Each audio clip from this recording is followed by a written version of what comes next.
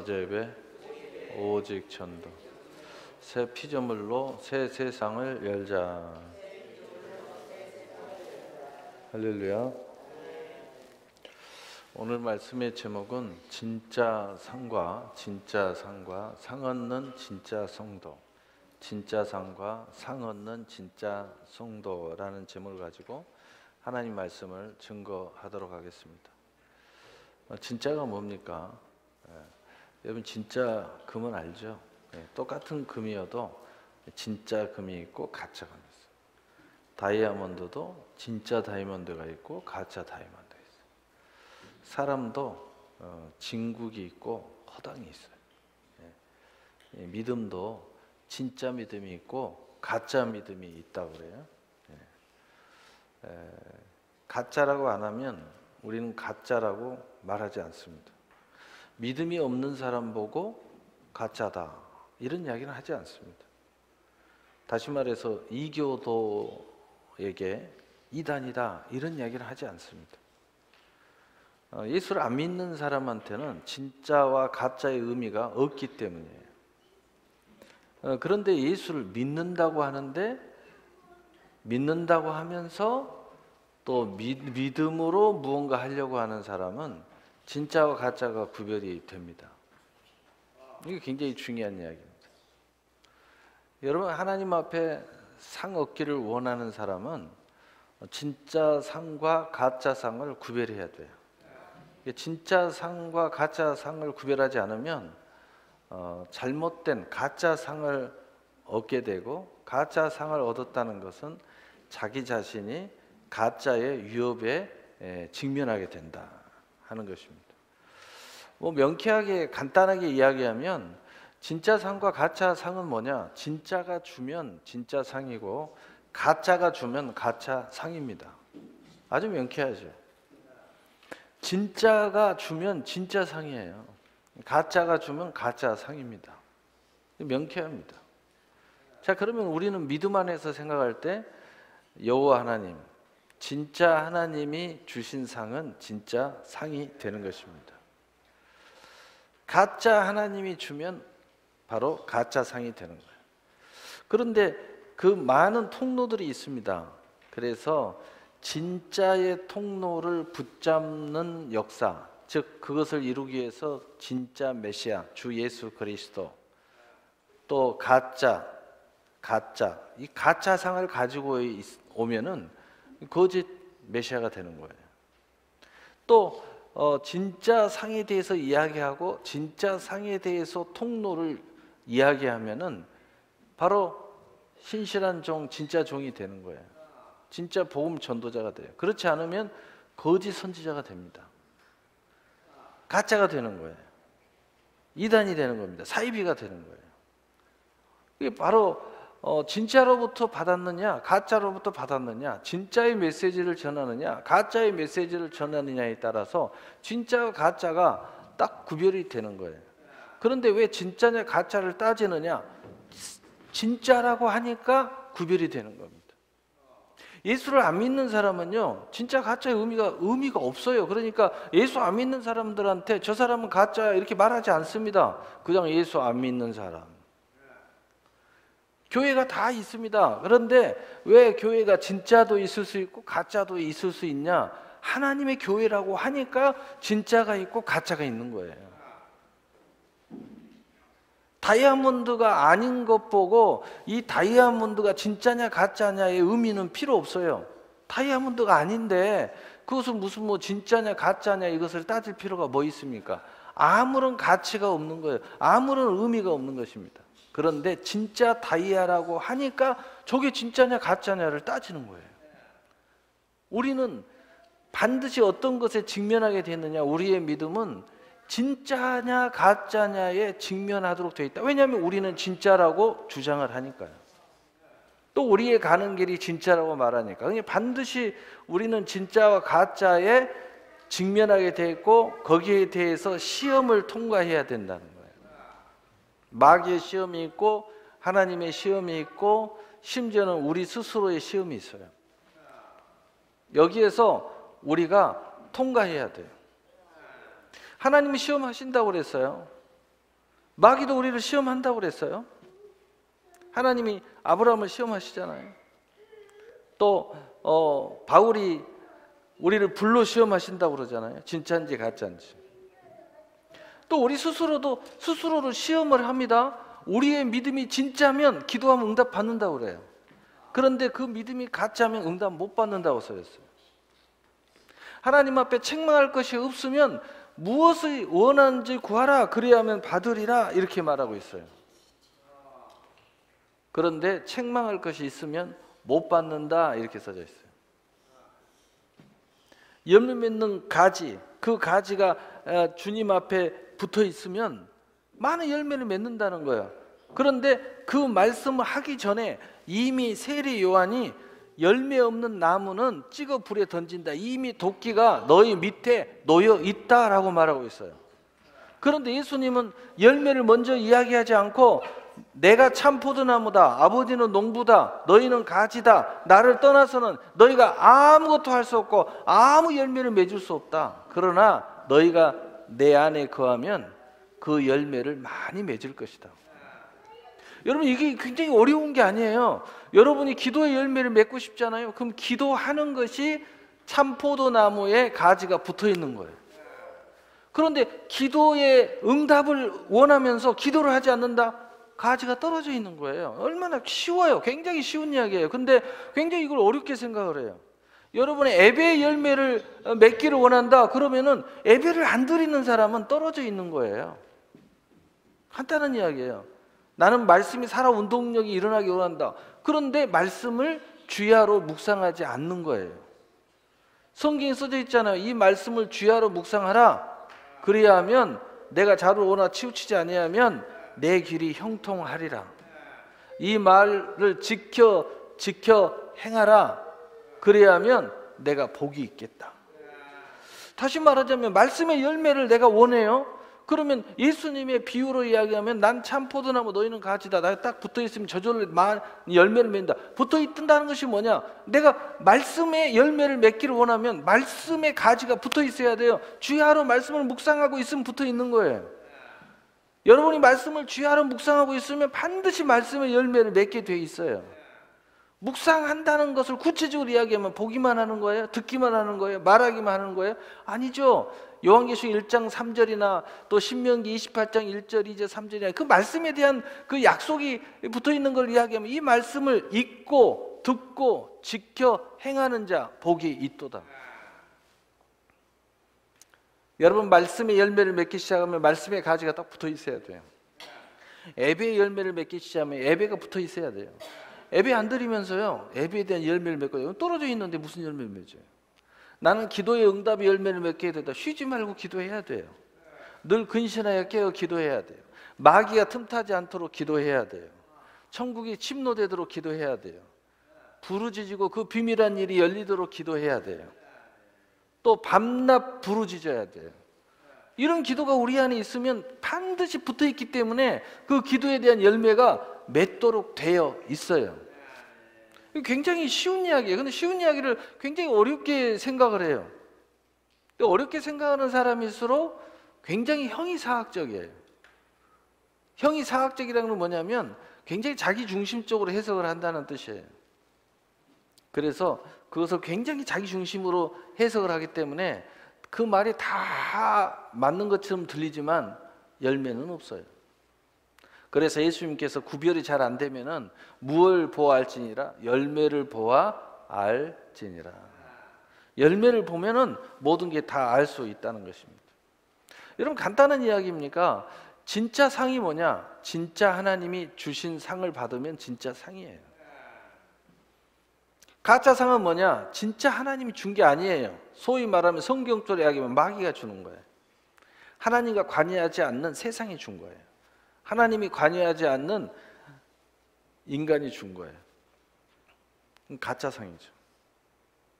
그러면은 바로 이 진짜 상을 얻는 진짜 성도는 바로 진짜 하나님의 약속을 따라 그 진짜 하나님의 상을 받는 진짜 상을 얻는 믿음을 가진 성도라고 말할 수 있어요. 상을 얻는 믿음은 믿음이 있거든요. 여러분, 상을 얻는 믿음이 있어요. 승리하는 믿음이 있습니다. 기도에 응답하는 믿음이 있어요. 예배에 승리하는 믿음이 있습니다. 무엇이든지 그 믿음의 형태가 있어요. 왜? 성경 그걸 말하고 있어요. 그걸 말하고 있다고요. 예. 그 수많은 역사를 통해서 이렇게 쭉 보면 그때그때마다 믿음의 형태가 있어요. 근데 그 믿음의 형태는 반드시 그 어떤 처지와 환경에 놓여있던 거기에 대해서 응답의 역사가 일어나고, 기적의 역사가 일어나고, 이적의 역사가 일어나고, 하나님의 영광의 역사가 일어났어요. 그러니까 그 사건마다, 그 일마다 반드시 그때의 믿음의 모습이 있어요. 오병이의 기적을 생각해 보세요. 거기 오병이의 기적을 일으킨 분은 예수님이죠. 그런데 예수님이 말고 성도 입장에서 볼 때, 그러면 성도의 입장에서 그 오병이의 기적을 일으킨 사람은 누구냐? 간단하게 얘기하면은 바로 안드레와 그 오병이어를 내놓은 한 소년일 수 있어요. 소년은 내놓았고, 안드레는 그것을 찾아가지고 예수님께 가지고 가서 예수님 앞에 축복 기도를 받았어요. 그리고 나머지는 예수님이 하시라고 맡겼습니다. 오병이의 기적이 일어난 거예요. 그런데 똑같은 성도 입장에서 볼 때 믿음이 아닌 사람이 있어요. 이 가짜 믿음이 있어요. 가짜 성도가 있어요. 가짜 상을 얻는 모습이 있어요. 어떤 모습이었어요? 빌립이에요. 빌립은 진짜 상을 얻지 못하는 모습을 취했습니다. 그래서 예수님께서 심지어는 너희가 주어라 할 때 저희를 시험코자 라고 말씀하셔요. 이 순간에도 예수님은 믿음을 달아보고 있다는 것을 우리가 알 수 있습니다. 믿음을 달아보고 있다는 거예요. 그런데 빌립은 상을 얻지 못하는 가짜 믿음을 표현했습니다. 왜? 빌립을 통해서 기적이 일어나지 않았어요. 빌립은 그 상황을 잘 따졌습니다. 그리고 거기에 대해서 분석도 잘 했어요. 또 얼마나 돈이 필요한지도 잘 이야기했습니다. 근데 결론은 뭐예요? 굉장히 중요한 겁니다. 믿음은 결론이 중요한 거예요. 결론이 뭐냐? 빌립은 부정이었습니다. 안드레는 결론이 뭡니까? 긍정이었습니다. 빌립은 결론이 뭡니까? 주님 앞에 안 된다고 아주 단호하게 이야기했습니다. 주님의 능력을 무시했습니다. 안드레는 주님께 최선을 다하는 모습 속에서 주님이 마지막 하시라고 맡겼습니다. 바로 상을 얻는 믿음은 안드레의 믿음이에요. 상을 얻지 못하는 믿음, 가짜 믿음은요, 빌립 같은 사람이에요. 이렇게 다른 겁니다. 믿음이 똑같은 믿음을 가졌기 때문에 상을 얻는 믿음도 똑같을 것이다. 그렇지 않습니다. 여러분이 구원 얻을 믿음은 똑같은 구원 얻을 믿음을 가졌다 할지라도요, 그 믿음의 본질은 같지만 믿음을 운전하는 그 사람의 생각이 달라요. 그 생각이 다르기 때문에 그 상을 얻는 것이 달라질 수 있는 거예요. 심지어는 똑같은 구원을 얻는 사람이, 어떤 사람이 그 평생의 인생의 모습을 보니까 평생 환난을 겪고 살아요. 어떤 사람은요, 평생 형통을 겪고 살아요. 그런데 똑같은 환난인데 어떤 사람은요, 믿음의 환난을 겪고 살아요. 정말 스스로 고난을 겪고, 스스로 환난을 겪고, 스스로 공고한 길을 걸어가면서 오직 하나님의 뜻을 위해서 오직 일부러 그런 길을 가요. 똑같은 환난을 겪는데도 하나님의 영광을 위해서 겪는 사람이 있어요. 그런데 어떤 사람은 똑같이 믿음을 갖고 있는데 어쩌면 그렇게 죄로 말미암아, 하나님의 진노로 말미암아 저주를 받아가지고, 징계를 받아가지고 늘 고난을 겪는 사람이 있어요. 똑같은 형성을 받는데 어떤 사람은 하나님의 오로지 진짜의 상을 받고 진짜의 축복을 받으면서 형통한 사람이 있어요. 그런데 어떤 사람은요, 예수를 똑같이 믿는데 완전히 가짜의 영통의 삶을 사는 사람이 있어요. 이런 사람도 굉장히 이중적이죠. 예수를 믿고 교회를 오는데 양다리 인생이에요. 그래서 이 사람들을 자세히 살펴보면 조금 이상한 부분이 있어요. 하나님의 때 받은 복이 아니에요. 왜 그럴 수 있을까? 그럴 수 있습니다. 얼마든지 그럴 수 있어요. 여러분, 예수 믿는 사람들에게 얼마나 많은 사탄이 시험을 하는지 몰라요. 예수님은 하나님의 본체이시고 또 우리의 둘째 아담이시고 하나님과 우리 사이의 화목제물이 되신 예수 그리스도예요. 바로 그런 예수님에게도 사탄이 와서 뭐라고 그랬냐? 이 천하 만국을 너에게 줄 테니까 내게 절하라고 그랬어요.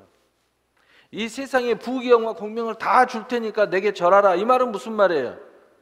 세상에 축복을 주겠다는 거예요. 세상에 권세를 주겠다는 겁니다. 세상에 능력을 주겠다는 거예요. 예수 믿는데도 불구하고 정말 그 마음 안에 예수를 정말 믿는데도 불구하고 세상의 축복 때문에 미름 팔아먹는 사람이 있다는 겁니다.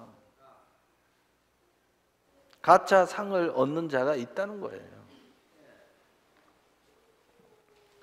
여러분, 그래서 우리의 믿음이 똑같은 본질적 믿음, 똑같은 성령에 따라 믿음의 선물을 받은 또 하나님의 기쁘신 계획에 따라 예정되어지고 또 똑같은 주 예수 그리스도의 십자가의 은총을 받은 우리라 할지라도 우리의 생각이 다르고 또 우리 안에 있는 수많은 여러 가지 요소에 따라 그런 모습이 다르기 때문에 우리의 믿음의 형태가 상 앞에서 다양한 모습을 가질 수 있다는 것입니다.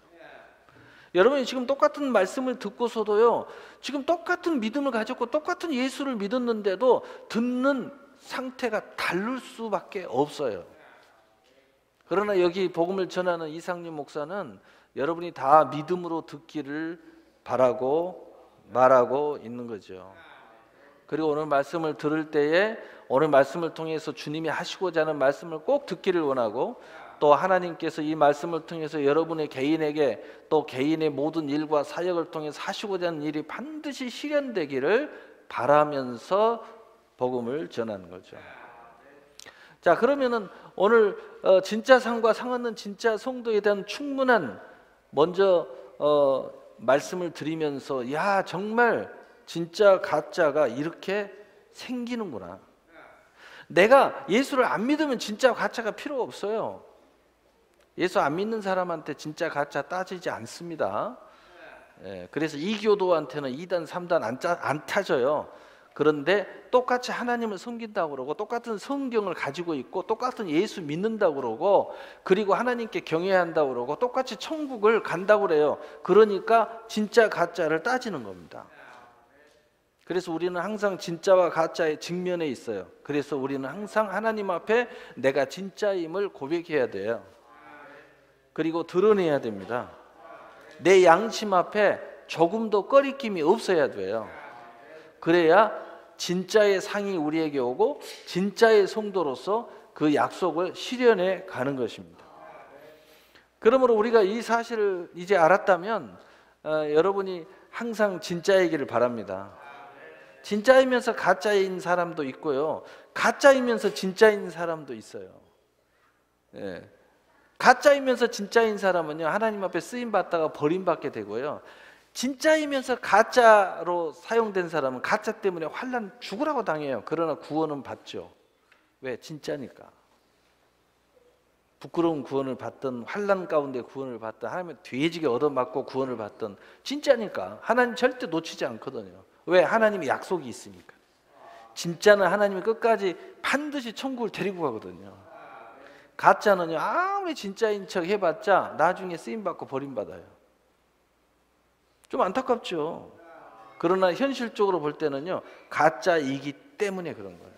그리고 자기가 가짜일 수밖에 없는 그러한 생각을 끝까지 버리지 않아요. 회개하라고 회개하지 않습니다. 마음속에 숨기고 가만히 있습니다. 가짜여도요, 논리적으로 이야기하면요, 하나님 말씀대로 그대로 아멘 하고요, 그대로 믿고요, 그대로 순종하면 진짜가 되는 거예요. 그런데 우리가 예정론의 입장에서 보고 하나님의 은혜의 입장에서 보면요, 그걸 거절하기 때문에 또는 그대로 되어지지 않기 때문에 결국은 가짜가 될 수밖에 없는 거예요. 진짜는요 온갖 가짜인 척 다 해요. 또 온갖 가짜 짓을 해요. 그런데 왜 구원에 이를 수밖에 없느냐? 그건 진짜이기 때문에 결국은 하나님 앞에 회개하거든요. 그거 참 신기하게 회개를 해요. 그리고 자기의 잘못을 인정을 해요. 그리고 와서 고개를 숙이고 무릎을 꿇고 엎드려요. 그리고 하나님의 긍휼의 은혜를 구해요. 삼손처럼 마지막 순간에 하나님의 능력을 구해요. 그 못된 짓 다 하고 하나님의 은혜 다 초기와 같이 다 깨부셔버리고 두 눈 다 뽑힌 당하고 그 자신이 부끄러움 당한 만큼 하나님 영광 가려놓고도요 진짜이기 때문에 하나님의 마지막 힘을 달라고 기도해요. 진짜니까. 그래서 진짜는 진짜일 수밖에 없고 가짜는 가짜일 수밖에 없는데 여러분은 진짜일 수밖에 없도록 주의 말씀을 들으라 이 말이에요. 믿음으로 들으시길 바라요. 그래서 오늘 고린도전서 9장 24절 우리 함께 읽겠어요. 시작. 운동장에서 다름질하는 자들이 다 달릴지라도 오직 상을 받는 사람은 한 사람인 줄 너희가 알지 못하느냐? 너희도 상을 받도록 이와 같이 다름질하라. 아멘. 이 다름질을 하라는 겁니다. 다름질. 이 다름질은 우리 인간의 표현에서 최고의 힘을 쓴다는 표현입니다. 그러니까 적당히는 안 된다는 거죠. 여러분, 예수님께서 적당히 하는 그 모습을 이런 이야기를 했어요. 너희가 차든지 덥든지 해라. 미지근하면 토하여 내치겠다. 예수님이 제일 싫어하는 것이 적당주의예요. 적당하게 양다리를 거치는 거예요. 적당하게. 예수님이 제일 싫어하는 거예요. 제일 싫어해요. 토해버린대요. 예수님이 토해버려. 요한계시록에 토해버린대. 차든지 덥든지 해라 말이에요. 머리가 아주 냉철하게 차든지 아니면 가슴이 뜨거워지든지 성령 충만으로. 이 말씀은요, 머리가 차든지 하라는 것은 말씀으로 꽉 채워서 냉철하게 판단을 하든지 말씀의 분별이 있든지 아니면 성령을 가득 채워가지고 가슴이 뜨거워서 성령의 속으로 불이 타든지 둘 중에 하나 할 거예요. 이것도 아니고 저것도 아니고 뭐예요. 성령 충만함도 아니고 말씀 충만함도 아니고 그냥 양다리 그냥 적당하게 안 된다 이 말이에요. 다름질 하는 자들이 다 달릴지라도 오직 상 받는 사람은 한 사람인 줄 알아라. 다름질한다. 다름질. 우리가 어디서 다름질해요? 운동장에서 하죠. 이건 무엇을 상징하느냐? 첫째는 교회 하나님의 나라, 그 다음에 구체적으로 우리가 세상. 하나님의 나라는 오로지 저 천국의 상과 면류관이에요. 세상은 뭐냐? 이 땅의 상과 면류관이에요. 그리고 동시적으로 서로가 또 연결되어 있어요. 영혼이 잘 되면 범사가 잘 되듯이. 또 이 세상 것 가지고 하늘의 상과 면류관을 위해서 또 다른 박질하는 거예요. 그러니까 따로이면서 동시에 연결되어 있다. 따로이면서 따로가 아니에요. 우리가 육신을 가지고 있으면서 영적이고 영을 가지고 있으면서도 육신의 사람인 것처럼 따로가 아니에요. 이 다른 박질하는 모습도 마찬가지예요. 그래서 성경에 보면은 영혼이 중요해요. 믿음이 중요해요. 근데 행함만 하면 믿음이 가짜잖아요. 그런데 믿음이 있으면서 행함이 없으면 믿음도 가짜라는 거예요. 그러니까 뭘 요구해요? 우리가 육신을 가지고 있고 마음을 가지고 있고 영이 있는데 하나가 되어야 된다는 거예요. 합력해서 선을 이루어야 된다는 거죠. 뭐 마음이 원이로 돼 안 된다는 거, 그거 아니라는 겁니다. 저 영혼이 잘 되고 있으면 그러면 열매가 있어야 돼. 열매가 없다. 너 혼자 영혼이 잘 되어 있는 거지 너 행위가 없잖아. 근데 행위가 없어도 저는 지금 영혼이 진짜예요. 아니라는 겁니다. 살아있으면 숨을 쉬어야지. 살아있으면 숨이라도 쉬어야지. 살아있으면 손이라도 까딱거려야지. 근데 살아있으면서 숨도 안 쉰다. 죽어 있는 거지. 죽어 있는 거지. 응?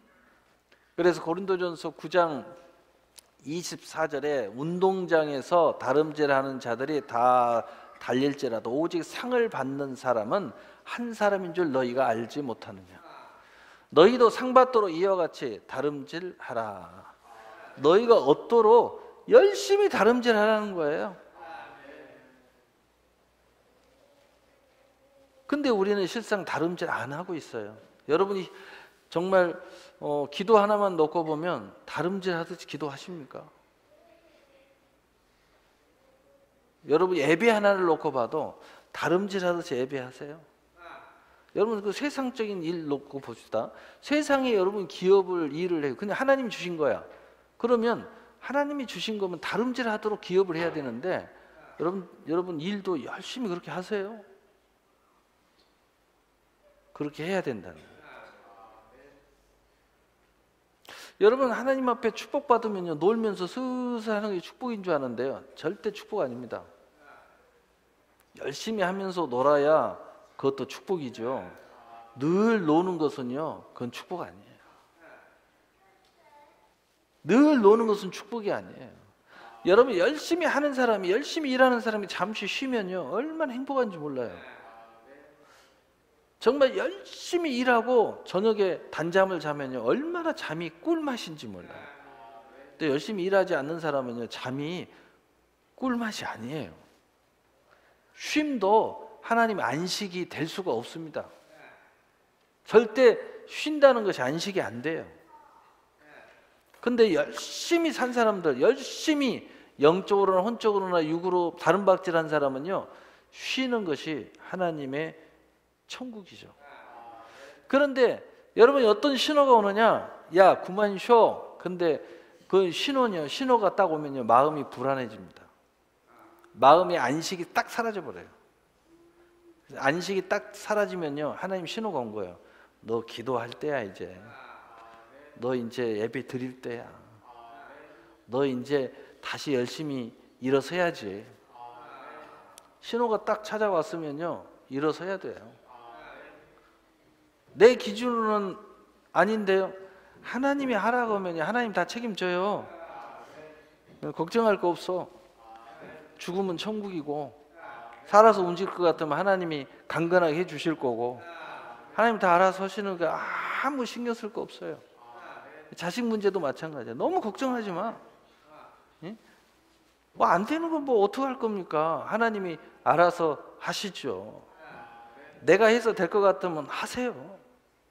근데 해서 안 될 것 같으면 기도하시고 하나님께 맡기셔야지. 응? 맞아요, 틀려요. 응? 인상 쓰지 말고 얼굴 탁 피고 좀 들어봐. 응? 인상 쓰지 말고. 응? 요한계시록 3장 1절 사대교회 사자에게 편지하노라. 하나님의 일곱 영과 일곱 보혈을 가지신 이가 이르시되 내가 내 행위를 아노니 내가 살았다는 이름을 가졌으나 죽은 자로다. 진짜이어야 됩니다. 내가 살았다고 아무리 주장해봤자요 우리 주님이 딱 보면 너는 죽은 자야. 그럼 죽은 자입니다. 살았다는 이름을 가져 있어. 모든 모습으로는 살아있는 것처럼 보여요. 그런데 우리 주님이 딱 보니까 일곱 영과 일곱 별을 가지신 예수 그리스도께서 딱 보니까 죽어 있는 거예요. 여러분 우리는 예수님이 딱 볼 때 살아있어야 돼요. 내가 살아있다고 하면 뭐합니까? 여기 있는 이상윤 목사가 살아있다고 하면 뭐예요? 우리 주님이 살아있다고 그래야지. 할렐루야. 그래서 우리가 다름질한다는 것을 너무 어렵게 생각하지 마세요. 막 숨 쉬지 못할 정도 열심히 하라 이것이 사실은 아니잖아요. 첫째는 하나님이 보실 때 진짜이면 돼요. 두 번째로는 바로 여러분 스스로가 양심의 신앙의 양심으로 진짜이면 돼요. 또 하나님이 이거 진짜냐 아니냐 할 때 시험하신대요. 달아보신대요. 달아보실 때 믿음으로 승리하는 사람은 진짜입니다. 진짜예요. 근데 승리 못하는 사람은 그 진짜가 아닐 수 있어요. 진짜이면서 진짜가 아닐 수 있어. 그 말이 좀 앞뒤가 안 맞는데 맞아요. 진짜이면서도 아니어서 제대로 테스트를 당하지 못해서 가짜의 형벌을 받을 수도 있고요. 가짜의 징계를 받을 수도 있고요. 가짜의 결과를 초래할 수도 있어요. 성경에 얼마든지 그런 예화가 있습니다. 그런데 나중에 그런 모습 속에서 진짜의 믿음을 고백하니까 진짜의 하나님의 약속이 오는 거예요. 그 대표적인 사람이 야곱이죠. 야곱이 하나님이 진짜 하나님 택한 백성이었어요. 약속의 사람이 엄청나게 쓰임받을 사람이에요. 그런데 그가 하는 이 믿음의 그 모든 짓은 가짜의 모습이었어요. 그러니까 계속 그의 인생의 결과는 환난의 연속이었습니다.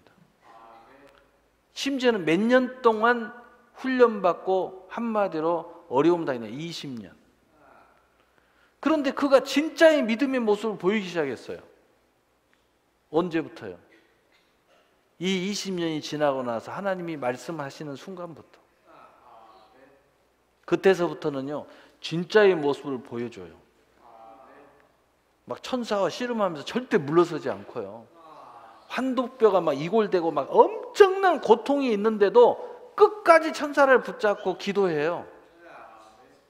여러분 그 고통 당해봤어요? 그 고통 속에서도 기도할 수 있나요? 그 고통 속에서도 예배 드릴 수 있어요? 그러면 야곱이 이스라엘 되는 거예요. 여러분 믿음은 진짜죠. 여러분 현대적 신앙으로 하고 현대적 교회에서 그런 모습을 보면 야 그건 광신자야, 그건 정말 그 옛날 무식한 신앙, 무식한 시상이 아닙니다. 그것이 성경이고 그것이 하나님이 말씀하시는 거고 그것이 믿음이에요. 그런데 왜 이게 유로가 됩니까? 그 다음에 하나님의 응답이 있으니까 유로가 되는 거예요. 만약에 이것이 그 다음에 유로가 있고 응답이 없고 또 치료가 없다면요, 이게 진짜인 유로가 없으니까 여기에 대한 하나님의 말씀이 효력을 잃어버리는 거예요. 그런데 그 뒤에 진짜가 있는 거예요. 야곱이 이스라엘이 된 겁니다. 그리고 야곱이 형 에서 앞에서 화목하게 된 겁니다.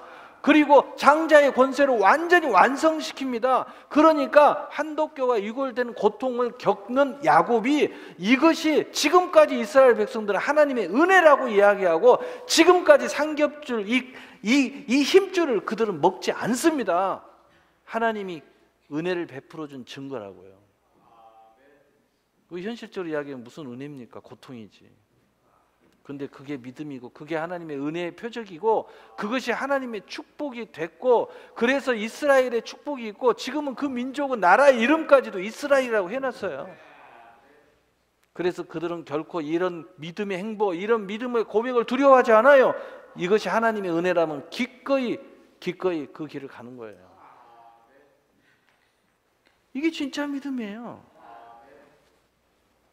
진짜 믿음이라고 해서 순탄한 길이 있습니다. 그러나 그렇지 않는 길도 있다는 거예요. 때로는 우리가 고통을 당해야 되는 길도 있어요. 그 속에서 하나님의 계획과 응답이 일어나게 되는 것입니다. 그래서 한마디로 이야기하면요, 마태복음 25장 23절에 착하고 충성된 종의 모습을 갖는 것이 우리가 다름박질하는 모습이다. 적은 일을 할지라도 충성된 모습. 그리고 하나님께서 어떤 상황이든지 계속 맡기는 모습. 그리고 주인의 즐거움을 내가 가지고 있는 모습. 하나님이 나를 계속 끌고 가는 모습. 이 모습을 이야기하고 있잖아요. 그 주인이 이르되 잘하였도다 착하고 충성된 종아, 내가 적은 일에 충성하였으며 내가 많은 것을 내게 맡기리 내 주인의 즐거움에 참여할지어다. 적은 것에 충성하지만은 계속 그 맡김이 많아지고 있잖아요. 그리고 주인이 계속 끌고 가고 있잖아요. 그리고 주인의 즐거움을 계속 소유하고 있잖아요. 이게 바로 다름박질하는 모습이죠. 그런데 바로 이기는 사람, 자 23절, 25절 이 길을 다투는 자마다 모든 이 일에 절제하나니 그들은 썩을 승리자의 관을 얻고자 하되 우리는 썩지 아니할 것을 얻고자 하노라. 여기서 우리가 이기기를 다툰다 이 말이에요. 여러분 우리가 믿음의 행보를 하는 것은 이 믿음의 승리를 위해서 다투는 역사가 일어난다는 겁니다. 성경에 보면 다투지 말라고 그랬는데 이 믿음을 이기기 위해서 다투는 역사가 일어난다는 거예요. 도대체 어떤 다툼이길래 이것은 다투어야 되는가? 여기서 다툼이라는 원어적인 뜻은 싸운다, 전쟁한다 이런 뜻이에요. 전쟁을 해야 돼. 전쟁.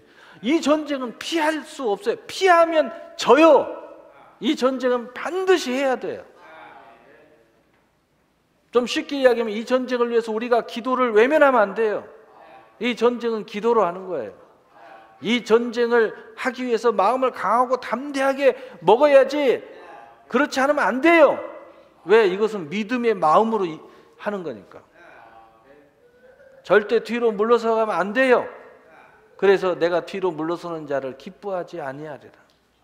우리는 뒤로 물러가 침륜에 빠질 자가 아니요 우리는 믿음으로 구원에 이를 자니라 라고 히브리서 10장에 우리 그 기자는 말하고 있잖아요. 그런데 바로 이 싸움을 하면서 반드시 우리가 가져야 될 것이 있는데, 모든 일에 절제한다는 겁니다. 따라서 합시다. 모든 일에 절제하나니. 이 절제가 굉장히 중요한 거예요. 여러분, 많은 사람들이 오버해가지고 꼭 실수하는 사람들이 있어요. 기분 너무 좋다고 기분 너무 업하다가요 꼭 실수해요. 화가 나도 절제하고요, 기분이 좋아도 절제해야 돼요. 너무 충만해도 절제해야 돼요. 너무 다운돼도 절제하세요. 너무 다운되는 것을 허용하면 안 돼요. 너무 다운된데 끝없이 다운되면요, 이거 정말 이렇게 세우기 어렵습니다. 적당히 다운돼야 돼요. 모든 것에, 모든 일에 절제하나니. 모든 일이라고 그랬어요. 성령 충만하든 안 충만하든 시험이든 뭐든 다 그것을 적절하게 끌고 가야 돼요. 절제해야 합니다. 절제. 그것을 내가 제압할 수 있어야 돼. 컨트롤할 수 있어야 돼. 내 마음을 조절할 수 있어야 된다는 거예요. 어떤 상황이 돼도 내 삶을 조절할 수 있어야 돼. 내가 너무 기분이 나빠, 오늘 너무 컨디션이 아주 바닥 중에 바닥이야. 그런데 절제하는 사람은요, 그래도 할 일은 해요. 다는 못하지만, 왜? 절제하는 마음을 갖고 있으니까 최소한의 일은 반드시 하고, 너무 힘드니까 좀 쉬고, 이렇게 되는 거야. 너무 기분이 좋다고 오늘 막 밤을 새고, 절대 그러면 안 돼요.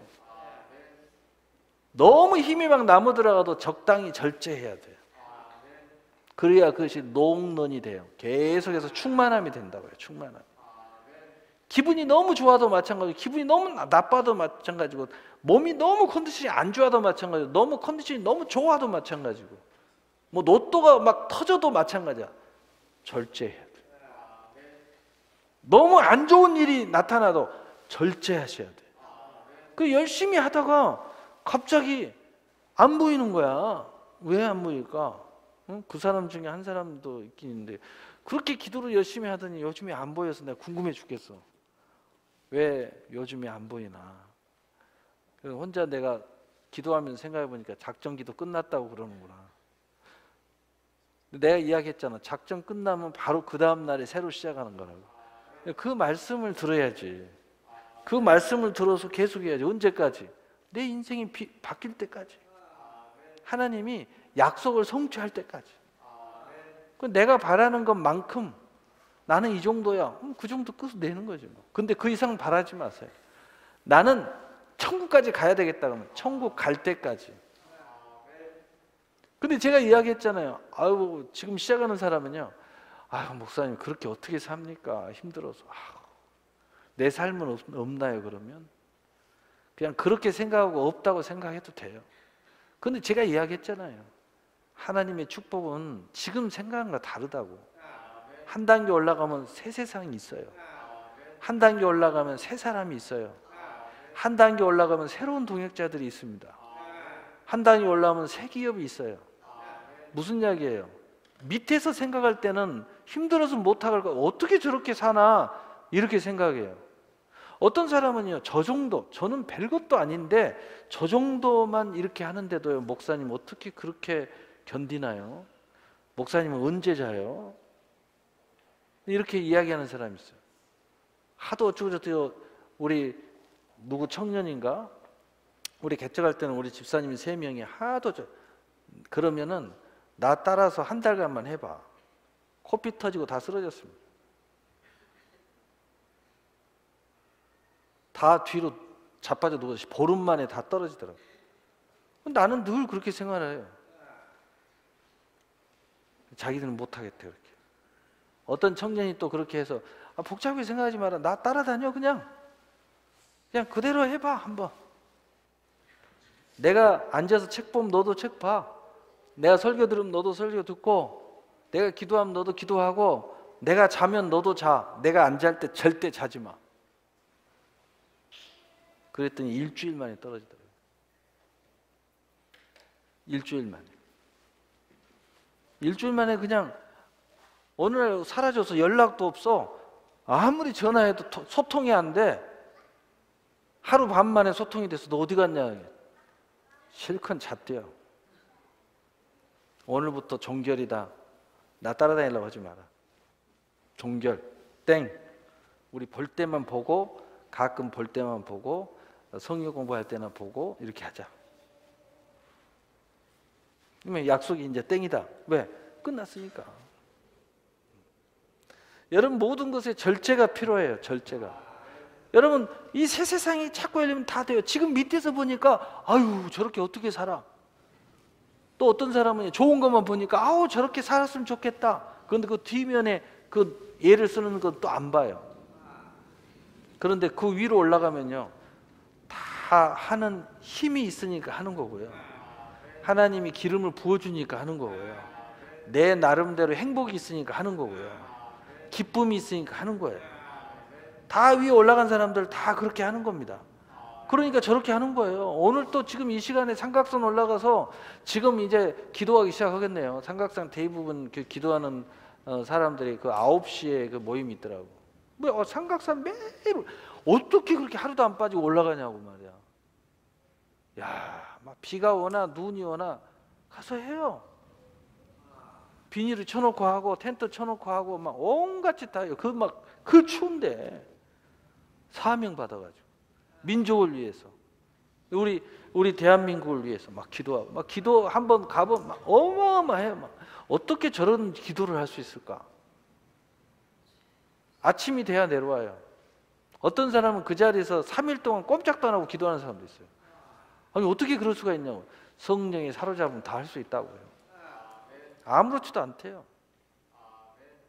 3일 동안 아무것도 안 먹고 기도하는데도 아무렇지도 않대요. 할렐루야. 아무렇지도 않아요.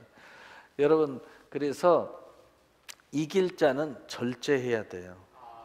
모든 일에 절제하는 그릇이 돼야 된다. 여러분 절제는 뭐냐? 절제라는 뜻을 좀 이해하기 쉽게 하는 건 뭐냐면 모든 것에 내가 쓰임받을 준비된 그릇을 이야기하는 거예요. 다시 말해서 여러분이 철야한다. 근데 철야를 하는데요. 그 다음날 일을 못하게 철야해. 그건 절제를 못한 거예요. 철야를 해도 그 다음날 일하는데 지장이 없도록 절제 속에 철야를 해야 돼요. 그 다음날 내가 일하는데 아무 문제가 없어야 돼요.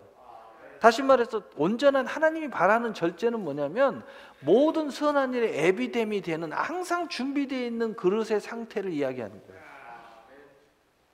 기분 난다고 하고 성령 충만하다고 막 잠 안 자고 막 하루 종일 기도하고 하라니까. 근데 그 다음날 일에 지장이 없도록 하라니까. 무슨 얘기인지 아시겠어요? 어떤 사람은 교회에서 철회하는데 막 어우 대단하십니다. 그런데 그 다음날 전화니까 연결이 안 돼. 왜 그러니? 낮에 내 주무셔. 그리고 밤 되면 눈 딱 뜨고 저녁밥 먹고 또 교회로 와. 그런 놈 철회하지 마. 세상에서요 우롱당합니다. 세상 사람들이 욕해요. 집에 아무것도 안 봐. 어떤 사람은요 막 남편이 막 난리를 치는 거야. 막 너는 가서 교회에 살아라. 너 이 목사하고 연애하냐 뭐하냐 막 너 이러려면 왜 그러냐고 그래. 도대체 무엇이 문제냐니까. 집에 빨래도 안 하지 청소도 안 하지. 아주 남편이 와면 다 대자로 뻗어서 잠만 자고 있지. 그리고는 남편이 여보 사랑해 하면 마귀야 물러가라 이러면서 교회 와서 기도한다고 와버리지. 남편이 막 미치는 거야. 막 화가 나가지고 막. 그러니까 막 온갖 욕을 다 하는 거죠. 그러면서 막 그놈 교회 이단 사입이 아니냐 막 이랬었고. 절제가 필요하다. 절제가 뭔지 알겠어요? 이기기를 원하면 절제해라. 내일에 예비된 그릇이 항상 준비된 상태를 이야기하는 거예요. 그 절제가 우리한테 있을 때 여러분이 이길 수 있어요. 어떤 상태가 되든 영의 싸움이든 마음의 싸움이든 육신의 싸움이든 무슨 일이든 여러분이 승리할 수 있어요. 절제가 필요한 거예요. 절제가. 그러나 절제는 반드시 해야 할 일을 하면서 하는 것이 또한 절제예요. 절제한다고 해서 아무것도 안 해요. 아유 내일 저 귀중한 일이 있어요. 그러니까 목사님 절제라고 그래서 내일은 새벽기도 빠질래요. 그거 절제가 아니야. 할 일은 하면서 하는 거라니까. 그런데 할 수 있게끔 나를 잘 관리하는 거야. 여러분이 저녁에 늘 음식을 많이 먹어요. 근데 많이 먹으면서 아침에 일어났는데 너무 피곤해. 그럼 저녁에 먹지 마세요. 그것이 또한 영적인 절제예요. 아무것도 먹지 말고 철회하고 주무셔보세요. 배가 막 꼬르륵 꼬르륵 해도 물만 드세요. 그냥 물만 잔뜩 먹으세요. 도저히 안 된다 그러면 커피를 좀 진하게 해서 좀 한 잔 먹으세요. 그렇게라도 한번 지나보세요. 그러면요 아침이 너무 편합니다. 아침 졸음이 안 와요. 대부분 아침에 졸고 새벽에 졸고 예배 때 조는 사람들은요 먹는 걸 잘못 먹고 있어서. 여러분 하나님이 우리에게 주신 그 축복의 음식들을 주로 먹으세요. 그리고 왕성하게 막 하루를 막 움직일 때 그때 맛있고 내가 세상에서 막 먹고 싶고 그런 거 먹으세요. 그럴 때 먹고 하루 종일 그냥 소진해 버리는 거예요.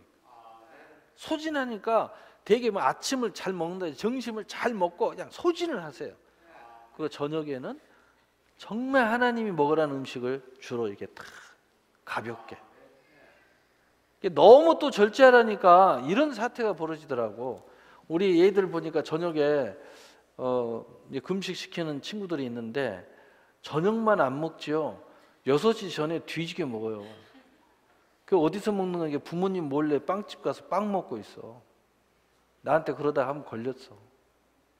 그러니까 야 너 무드르고 그랬냐? 친구가 빵 사준다 해서 네가 이런 거 먹으니까 이렇지. 그러려면 뭐들 금식을 하냐? 밥을 먹지 차라리. 일찍 먹으면 되지. 늦게 먹지 말고. 응? 말만 금식이지 그게 금식이에요 그게. 응. 썩지 아니하는 면류관을 우리가 차지해야 된다는 겁니다. 그래서 이 썩지 아니하는 면류관을 얻고자 하면 디모데후서 3장 5절에 경건의 모양은 있으나 경건의 능력은 부인하는 자니 이 같은 자에서 내가 돌아서라. 무슨 이야기예요? 우리 진짜 이야기하고 있잖아요. 가짜들과 함께 하지 말라는 겁니다. 그러면은요 가짜들과 함께 하면은 썩을 면류관을 향해서 가버려요. 그런데 진짜와 함께 하면 썩지 아니할 면류관에 함께 가요. 똑같은 이야기도 아이고 그동안에 애썼어 한 1년간만 쉬었다가 해 그러면 좋겠지. 근데 나는 그렇게 말하지 않아요. 그 다음날 다시 작정 시작해. 최소한 시작했으면 뭔가 하나님의 기적과 이적과 표적의 역사가 우리 안에 나타나야 될 거 아니에요. 디모데전서 4장 7절 8절에 망령되고 허탈한 신화를 버리고 경건에 이르도록 내 자신을 연단하라. 육체의 연단은 약간의 유익이 있으나 경건은 범사의 유익이 아니 금생과 내생의 약속이 있느니라. 진짜는 금생과 내생에 같이 약속이 있어야 돼요. 이 땅에만 약속이 있으면 안 됩니다. 진짜이어야 되겠죠. 그러니까 썩지 아니할 면류관을 여러분이 가져야 된다면은 천국에서도 이 땅에서도 약속이 있는 길을 가야 된다 이거예요. 여러분 누군가가 이 땅은 다 소용없어, 육신은 소용없어, 다 버려야 돼, 다 해야 돼, 다 바쳐, 필요 없어, 세상은 등져, 다 가짜입니다. 그거. 진짜는요 하늘과 땅의 모든 약속을 말하는 것이 진짜입니다. 왜냐? 성경이 그렇게 말하고 있으니까. 동시에 진행하는 거예요. 동시에. 그러나 완성은 천국에서 완성하는 거예요. 꼭 명심하셔야 돼요. 주로 이제 우리가 신학적으로 영지주의자들은 천국만을 주장을 해요. 이 땅은 다 필요 없다는 거예요. 다 가짜입니다. 영지주의자 오래전부터 이단으로 정제되었던 거예요. 또는 어떤 이단은 또 이 땅이 육신의 것만 이야기하는 거예요.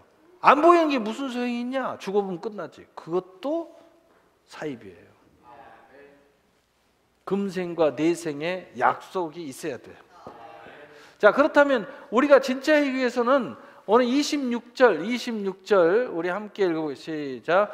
그러므로 나는 다름질하기를 향방 없는 것 같이 아니하고 싸우기를 허공을 치는 것 같이 아니하며. 자, 반드시 우리가 이제 진짜 이기는 게 또 하나의 이 산을 넘어야 되는데, 또 하나의 산은 뭐냐? 향방이 있어야 된다는 거예요. 기도를 해도 막연히 기도하면 안 돼요. 지금 오늘 예배를 드려도 막연히 예배 드리러 오면 안 됩니다. 여러분이 사업을 해도요, 뭐 막연하게 뭐 하나님 축복 주세요, 그럼 좋은 일 할게요. 뭘 좋은 일을 해? 구체적으로 이야기해야죠. 구체적으로 계획하셔야 돼요. 뭐 받고 나서 한다고요? 그러니까 안 되는 거야.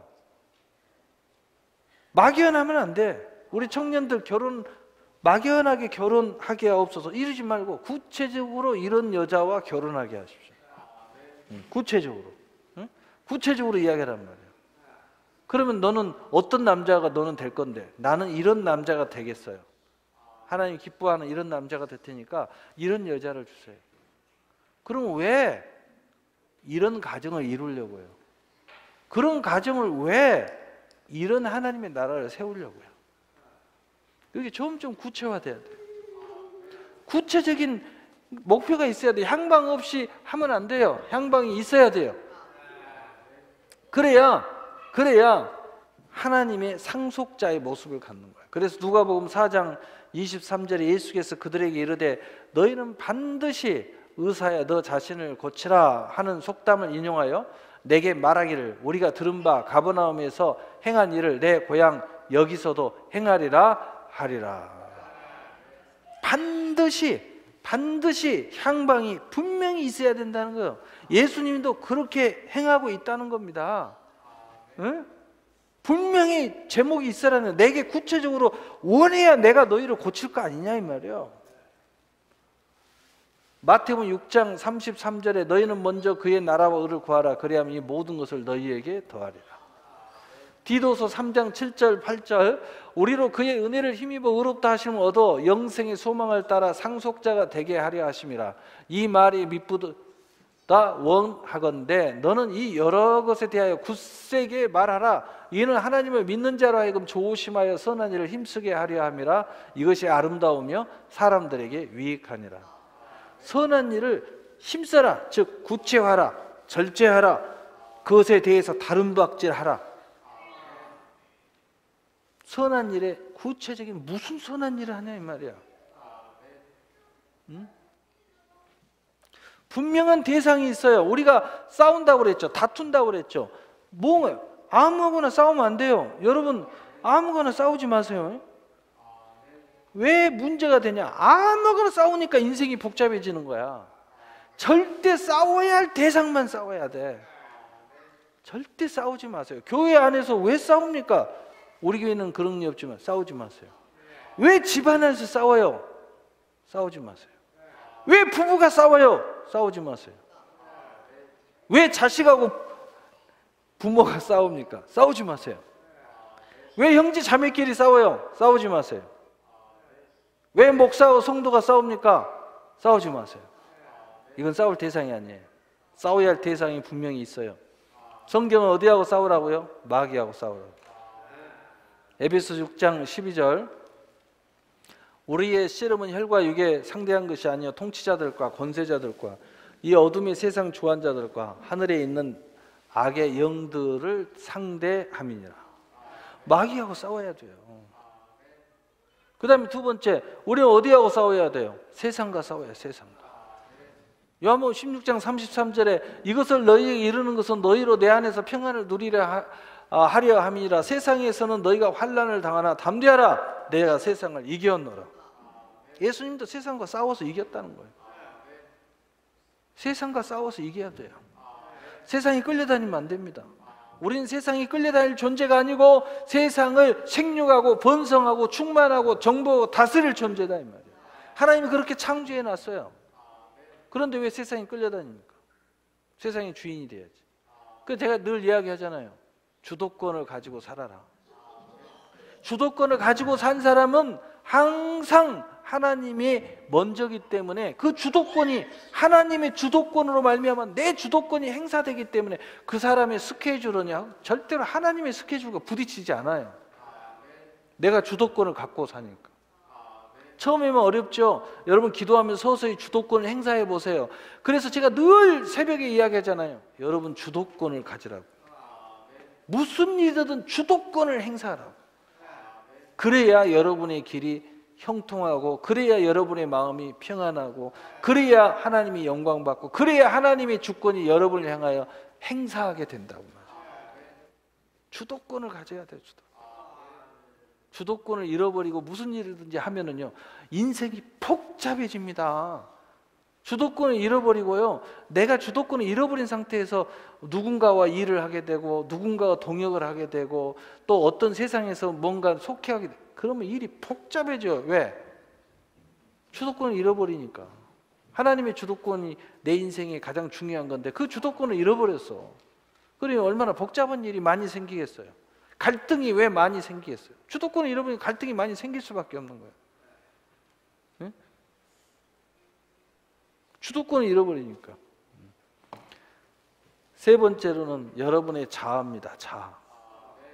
그러니까 하나님의 의를 따라 복종하지 않는 것은 자기의 의 때문에 하나님의 의를 알지도 못하고 그것을 복종할 수도 없느니라. 여러분의 의가 살아서 움직이기 시작하면요 하나님의 의고 뭐고 다 소용없어요.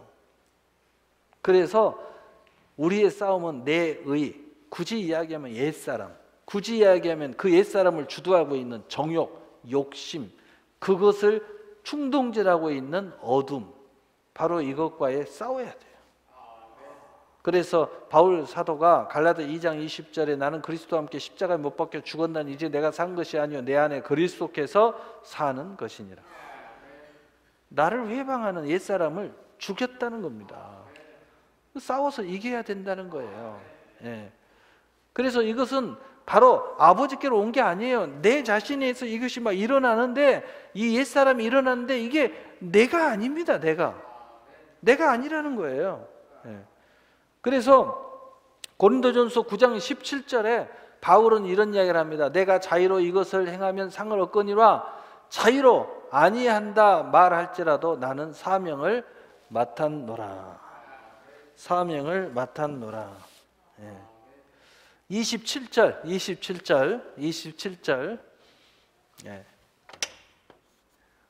27절입니다. 27절 우리 함께 읽고 시작.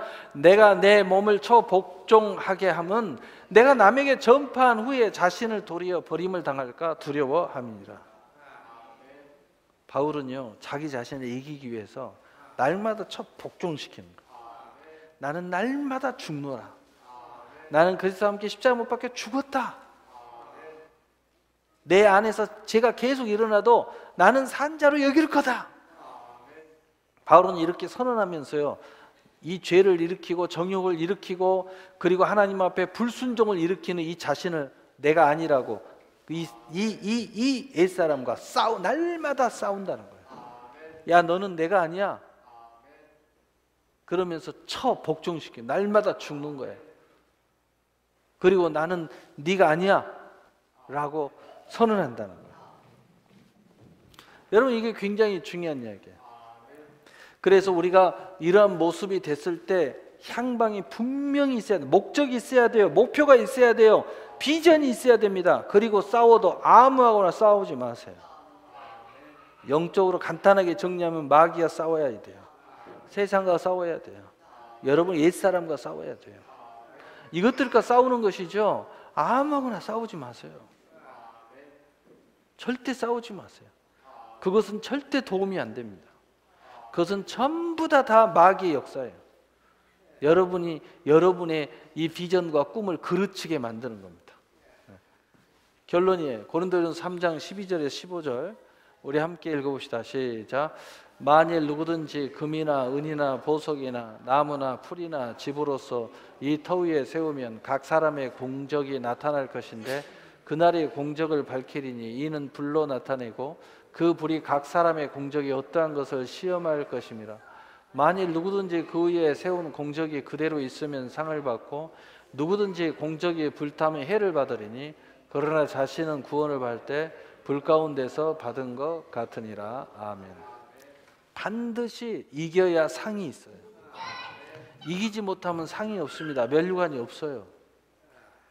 우리가 분명히 예수 믿는 사람이고 분명히 소망인 사람이고 분명히 사랑받은 사람인데 상이 없다, 면류관이 없다, 이처럼 허전한 인생이 어디 있습니까? 이 세상에 믿음의 사람인데 하나님의 상이 없고 면류관이 없다, 부끄러운 구원을 받는다, 이것처럼 허망한 인생이 어디 있습니까? 물론 천국 못 간 사람에 비하면은 천국 가는 것 자체가 어마어마한 복이죠. 그러나 이번에 주의 이 복과 저주에 대해서 이야기했죠. 그러나 복과 저주를 축복으로, 여러분 복과 저주는 우리의 소관이 아닙니다. 그런데 축복은 우리의 소관이에요. 무슨 이야기냐면은 용어상으로 여러분한테 새벽에는 내가 정리를 하지만 이렇게 공개적으로 정리한 것은 처음인데, 복이라는 이 단어는 하나님만이 쓰는 단어고요. 사람이 여러분을 하나님의 복을 주는 것을 축복이라고 그래요. 그래서 이 단어적으로는요, 하나님이 우리에게 복을 내려주신다 이럴 때는 축복이라는 단어를 쓰지 않아요. 하나님이 복을 내려줬는데 다양한 통로를 통해서 우리에게 복이 들어온 바로 그 통로들이 축복이라고 말하는 거예요. 그러니까 무슨 이야기냐면요, 복과 저주는 우리 소관이 아니라는 뜻은 믿음으로 관여하면 이 복과 저주를 축복으로 바꿀 수 있다는 겁니다. 그래서 축복이라는 단어를 쓰는 거예요. 그래서 이번 주일 제목이 주의 종의 관계잖아요. 그러니까 주의 종은 여러분한테 복을 주는 사람이 아니라 축복해 주는 사람이란 말이야. 그러니까 이것을 축복으로 모두 다 승화시켜 준다 이 말이야. 하나님이 그런 사명을 우리에게 주셨으니까. 그래서 여기 있는 목사는 여러분이 어떻게 하든 간에 다 복된 사람이 되기를 원하는 거예요. 여러분 잘못되라고 말한 적이 한 번도 없잖아요. 다 잘 되라고 하는 거지. 네. 그래서 오늘 말씀의 결론은 뭐냐면, 진짜 상과 상 없는 진짜 성도라는 제목은, 진짜는 진짜 하나님한테 받아야 진짜 상이고, 그리고 그 진짜 상을 받은 사람이 진짜 성도입니다. 바로 이것을 위해서 우리는 그 모든 것이 진짜이어야 되는데, 그 진짜이어야 된다는 것이 참 웃기는 게, 진짜이면서도 진짜가 아닌 행동을 해서 진짜 아닌 결과를 나타내기도 하고, 진짜가 아닌데도 불구하고 진짜인 것처럼 행동해서 진짜인 결과를 나타내기도 한다는 것이 놀라운 일이에요. 이런 상황 속에서 우리는 진짜이지 않냐 이 말입니다. 저와 여러분은 진짜인 줄로 믿습니다. 그렇다면 진짜의 성도로서 진짜의 상을 받아 진짜의 하나님으로부터 모든 것을 받고 인정받고 또 그것을 펼쳐가는 진짜의 삶이 돼야 되지 않겠냐 이 말이에요. 그러기 위해서 우리는 진짜의 다름박질을 해야 되겠다. 그러려면 절대적으로 절제가 필요하다. 절제는 항상 준비된 상태가 되어야 된다. 여러분이 절제가 잘 되고 있으면 언제든지 기도할 준비가 돼 있고, 언제든지 내가 여기 있나이다 하고 나아갈 준비가 돼 있어야 돼요. 바로 그것이 진짜 절제예요. 이 절제 상태가 돼야 되고, 우리가 받아야 할 이 상은 반드시 썩지 아니할 상을 바라봐야 된다. 썩을 상에 욕심 부리지 마라. 거기서 잘못되는 거다. 그리고 이것을 어떻게 구별하냐?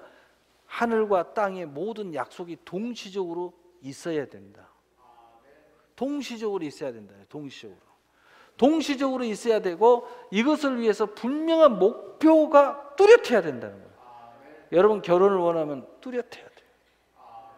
왜 재혼을 하려고 하는데요? 아이고 누가 막 자꾸 결혼한다고 그래서 재혼, 그럼 말도 안 되는 이야기를 하고 있어. 그 말이 됩니까 그게 신앙적으로? 그것도 믿음이라도 믿음이 없대. 뭐가 있는데? 뭐가 있어? 돈만 있대. 그게 말이 됩니까 이게? 안 되지. 젊은이도 마찬가지야. 무작정 결혼을 하면 안 돼. 신앙적으로 안 맞는 거야. 뚜렷해야 돼 목적이. 응? 그리고 싸워도 분명한 대상과 싸우라. 앞으로 그냥 하나님 앞에 작정을 하세요. 나는 쓸데없는 싸움은 이제 안 하겠다. 쓸데없는 싸움 하지 마세요. 부질없는 짓이고요. 후회할 짓이고요. 내 에너지, 영적인 에너지를 다 소비하는 거고요. 다 쓸데없는 짓이고요. 나중에 다 후회할 짓이에요. 허망한 짓이에요. 싸울 것, 정말 싸워야 할 것에 싸우세요. 어떤 사람은 목사하고 싸우려고 하는 사람이 있어요. 제정신입니까? 어떤 사람은요 기도하면서 하나님과 싸워. 그건 정말 미쳤어요. 어떤 사람은요 교회하고 싸워. 막 세상 법정. 그거는요 완전히 또라이입니다. 영적으로 보면요 그냥 말도 안 되는 짓을 하는 거예요 지금. 싸울 것에 싸우세요. 싸울 것에.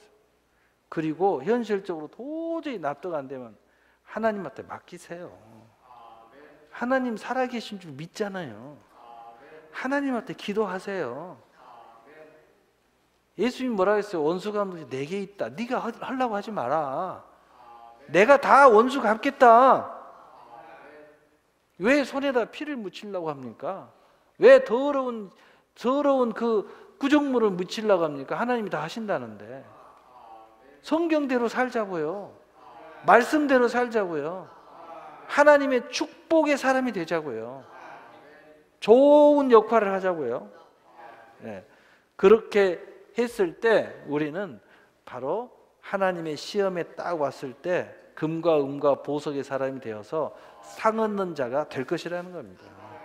여러분 반드시 진짜 상과 또 그 진짜 상을 얻는 진짜 성도로서 멋진 삶을 살아가게 되시기를 예수님의 이름으로 축복합니다. 사랑의